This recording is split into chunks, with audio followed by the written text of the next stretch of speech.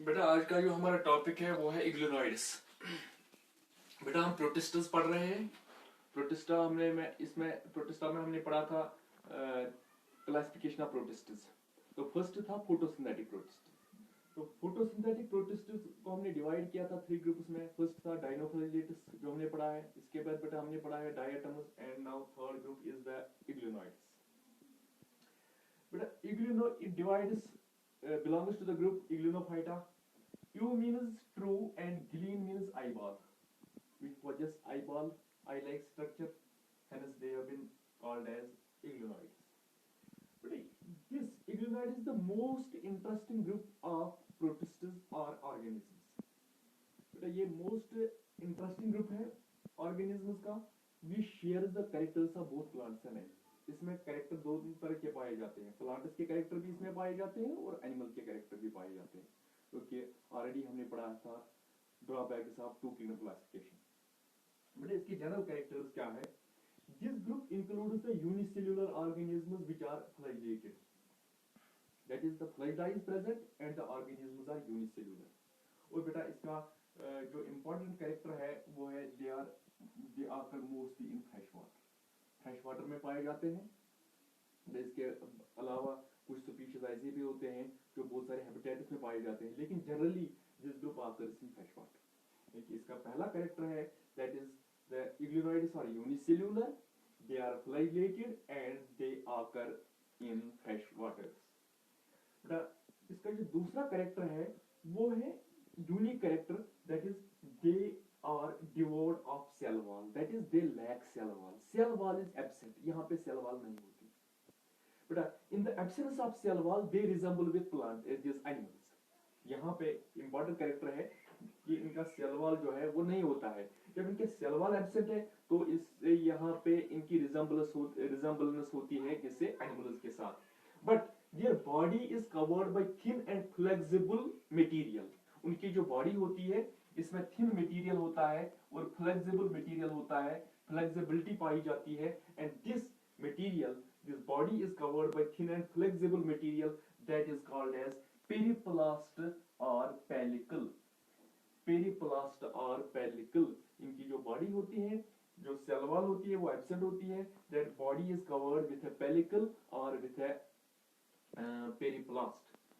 बेटा ये पेलिकल जो होती है, इस पेलिकल के अंदर क्या होता है? इनकी बॉडी जो होती है उसमें पेलिकल होता है और pellicle is made up of proteins. Pellicle is made up of proteins. और कहीं पे बेटा बहुत सारे बुक्स पे ये भी लिखा गया है that this pellicle consists of proteins with small amounts of lipids and carbohydrates.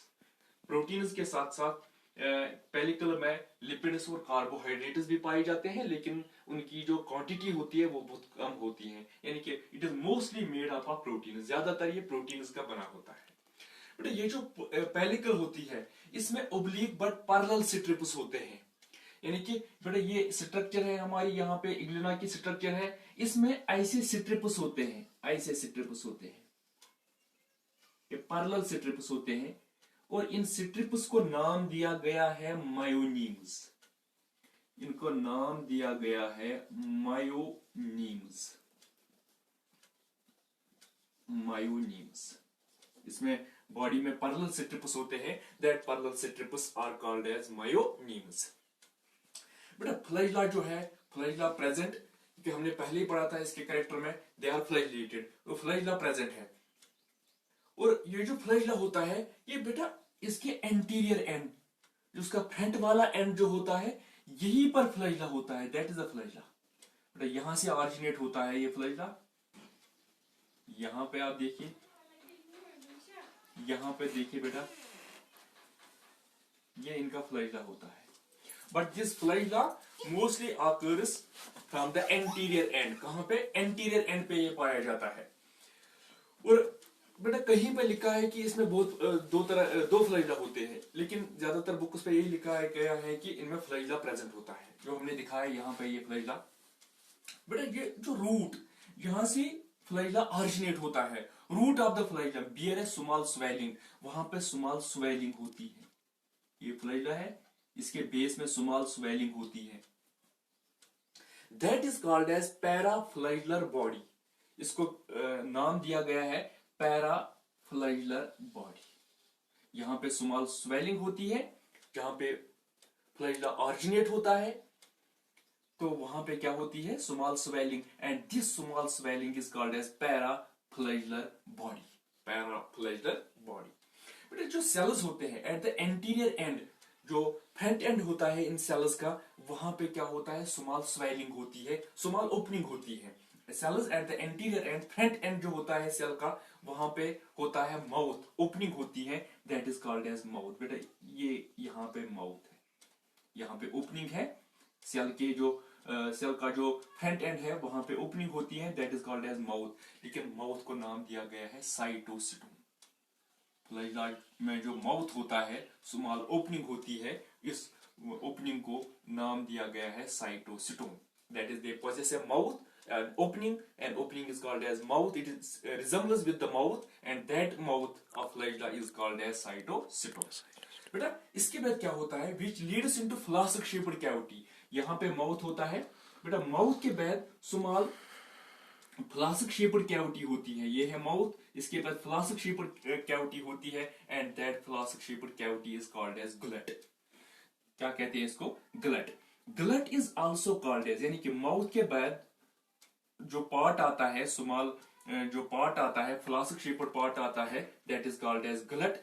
गलट is also called as cytopharynx. Gullet is called as cytopharynx. क्या होता है यहाँ पे, बेटा यहाँ पे होता है माउथ, स्मॉल ओपनिंग होती है, that is called as mouth, and then mouth के बाद होती है gullet. Gullet is called as क्या, साइटोफ्राइनेक्स। शाबाश। बेटा ये जो साइटोफ्राइनेक्स है, it opens into a large basal reservoir. इसके बाद क्या होता है, एक लार्ज रिजर्वायर होता है।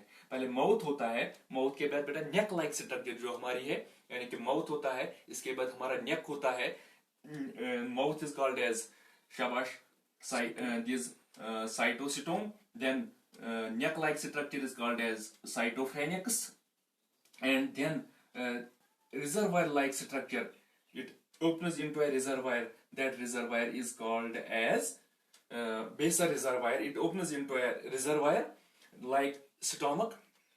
It shows animal like structure, that is, it has mouth like structure, that mouth like structure is called as cytocitome. Then it opens into a flask shaped cavity, that is called as gullet or cytopharynx. And cytopharynx, then our neck, just like our neck, which opens or which enters into the stomach, stomach like structure, that is called as basal reservoir. बेटा इसके बाद क्या होता है, एक important feature है यहाँ पे, आइसोपार्ट और स्टिग्मा, जिसको हम बोलते हैं at the base of flagella. Flagella के बेस के पास यहाँ पे एक आइसोपार्ट या स्टिग्मा जिसको बोलते हैं, आइसोपार्ट और स्टिग्मा लाइक स्ट्रक्चर होती है। आइसोपार्ट होता है यानी कि आई लाइक स्ट्रक्चर होती है, आल्सो कॉल्ड एज स्टिग्मा होता है। बेटा ये जो स्टिग्मा और आइसोपार्ट जो है, they act as photoreceptors. They act as photoreceptors. यहाँ पे आई लाइक स्ट्रक्चर होती है and it acts as a photoreceptor. Photoreceptor का फंक्शन क्या है फिर, it directs the organisms towards optimum light. जहां पे ऑप्टिमम लाइट होगी इसी की तरह ले जाती है इस ऑर्गेनिज्म को। ऑर्गेनिज्म ऑप्टिमम लाइट देखता है इस आइसोपार्ट की वजह से। बेटा ये जो आइसोपार्ट होता है, this eyespot is made up of a pigment. Isopart is made up of a pigment or a red pigment. Isopart is made up of red pigment called astaxanthin. Astaxanthin इस आइसोपार्ट का नाम दिया गया है एस्टाजेंथिन। बेटा nutrition जो है इसमें ऑटोट्रॉफिक या फोटो ऑटोट्रॉफिक न्यूट्रिशन होती है, लेकिन आपको पता है इसका यूनिक फीचर एक और भी है, वो है some organisms are this autotrophic as well as heterotrophic. Some organisms क्या उनमें होलोफाइटिक न्यूट्रिशन और सेप्रोफिटिक न्यूट्रिशन भी होती है, that is called as mixotrophic nutrition. That is euglenoids also show mixotropic nutrition. Mixotropic means in the presence of light they will perform photosynthesis, and in the absence of light they will get or obtain their food from dead and decaying organic matter.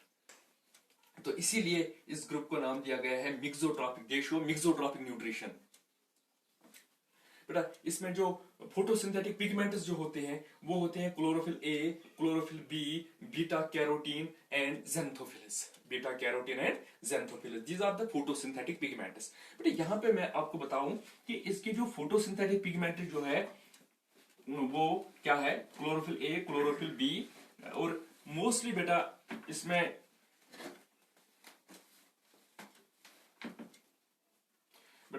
इसमें जो photosynthetic pigments हमने बताया chlorophyll A है, B है, beta carotene है, ज़ैंथोफिलस है।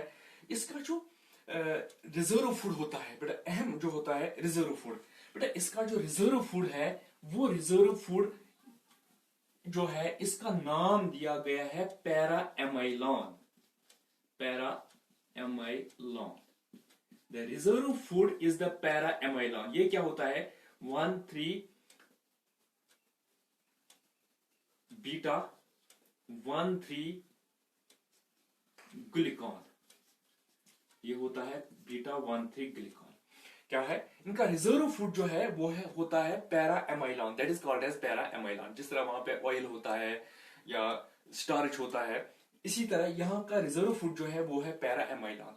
But ये para एमाइलॉन जो होता है ये होता है सुपीशियल स्ट्रक्चर, सुपीशियल बॉडीज में, और इन बॉडीज को नाम दिया गया है पैरा एमाइलॉन बॉडीज। पैरा एमाइलॉन बॉडीज, और ये इन बॉडीज के अंदर in the form of granules होते हैं, in the form of granules. These granules are called as para amylon granules. Para amylon granules. Para amylon granules. यानी कि para amylon है reserve food. It occurs in superficial bodies called para amylon bodies in the form of granules called para amylon granules. Para-amylon is in the form of granules called para-amylon granules. These granules occur in superficial bodies called para-amylon bodies. और बेटा यहाँ पे इनका जो एक और feature होता है, इनमें वेल डेवलप्ड न्यूक्लियस होता है और इनके अंदर क्लोरोप्लास्ट्स भी पाए जाते हैं और कंट्रैक्टाइल वैक्यूल्स भी होते हैं। बेटा ये इनका पेलिकल है, जो बाकी अभी तो मैं बता रहा था। बेटा हमने अभी बताया उनमें फ्लैजिला होता है, ये हमने फ्लैजिला दिखाया, लेकिन कुछ इग्लियोनाइड्स ऐसे भी होते हैं जो परफॉर्म करते हैं क्रीपिंग मूवमेंट्स, क्रॉलिंग करते हैं, क्रीप ओवर करते हैं किस पे, अर्थ पे, with the help of contraction and relaxation of their body. Contract और रिलैक्स, कंट्रैक्ट रिलैक्स, इसके बाद वो मूवमेंट करते हैं। That movement is called as metaboly. इस मूवमेंट को नाम दिया गया है metaboly. That is, they creep over the earth also. Besides these flagella, some iglionoids also creep over on the surface of earth by contraction and relaxation of their body. That movement is called as metaboly or iglionoid movement or iglionoid movement. Iglionoid movement और इग्लियोनॉइड movement. बेटा इसके बाद इनमें आती है reproduction. Reproduction is mainly binary fission. बेटा इनमें binary fission ज्यादातर पाया जाता है, but this binary fission is the lateral binary fission और लॉन्गिट्यूडनल बाइनरी फिशन यहाँ पे आती है। It starts from the mouth. बेटा जब इनकी बाइनरी फिशन होगी तो ये माउथ से स्टार्ट होती है ऐसे, और ये जो इग्लियोनाइड्स है it form special type of spores in that is called as cysts. They form cysts, special resting cells, जो हमने ऑलरेडी पढ़ा है। They form special resting cells called cystis. That is, they may permeate during unfavorable conditions with the help of superficial structures called cystis. And under favorable conditions, these cystis will develop into new iglionoids. And sexual reproduction has not been reported so far, or sexual reproduction is absent in case of iglionoids. मैं थोड़ा brief इसका जो sketch दूंगा यहाँ पे general characters के बारे में। यहाँ पे सेल वॉल नहीं होता है और सेल वॉल जो होती है इसमें पेलिकल होता है। बेटा पेलिकल में ज्यादातर प्रोटीन्स पाए जाते हैं और इसमें पैरेलल स्ट्रिप्स होते हैं। सेल के अंदर इस सेल में पैरेलल स्ट्रिप्स होते हैं, they are called as myonemes. बेटा फ्लैजिला है प्रेजेंट और इसके अलावा दे शो शाबाश movement, creeping movement which is called as metaboly. बेटा एंटीरियर एंड यहाँ पे ओपनिंग होती है माउथ, माउथ के बाद cytopharynx and then the reservoir that is called as paraflagellar body, this basal reservoir और yes root of the flagellum. But जो root होता है वहां पे स्वेलिंग होती है, that is called as paraflagellar body. इस पैराफ्लाइजर बॉडी के पास एक आइसोपार्ट होता है और स्टिग्मा होता है which acts as photoreceptor and directs the organisms towards the optimum light. It is made up of a protein called astaxanthin. But इसके बाद न्यूट्रिशन इसमें आपको पता है कि फोटोट्रॉपिक की ज्यादातर होती है, लेकिन they also show mixotrophic nutrition. Chlorophyll contents और photosynthetic pigments are chlorophyll A, chlorophyll B, beta carotene, xanthophyls, and asexual reproduction is mostly the binary fission। और इसके बाद सिस्टर फॉर्मेशन होती है and sexual reproduction has not been reported so far. That is all about euglenoids. Thanks.